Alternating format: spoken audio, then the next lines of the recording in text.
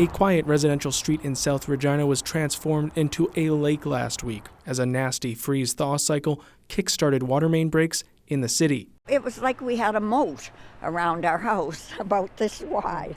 Phil and Jackie Foth have lived in this home since the 70s and say they've never had an issue with the city's water systems.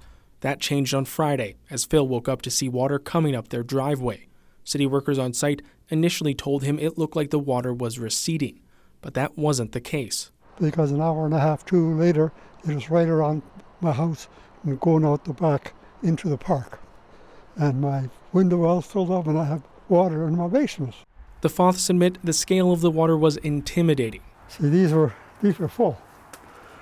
Like the glass was 3/4 full of water. And this is where I had to, my neighbor and I, we pumped that out with sump pumps. But there was so much water here, we had to get rid of that too before we could really empty the window well. The Foths say the water streamed into their backyard, rising as high as their back step, before pouring into their basement, which will now have to be torn up and replaced. Their neighbor's front yard was left worse for wear. That's where the break actually happened, which left many in the area without water for most of Friday.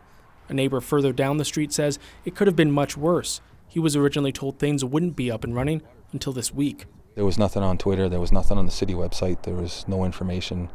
I never got a phone call. I never got a flyer hung on my doorknob, which is kind of what I'd expect. Hey, sorry, we had to shut your water off. Phone this number for more information.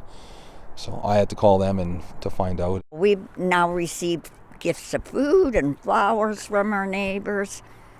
You couldn't ask for better people, that's for sure.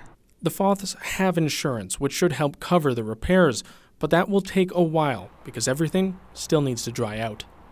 Alexander Kwan, CBC News, Regina.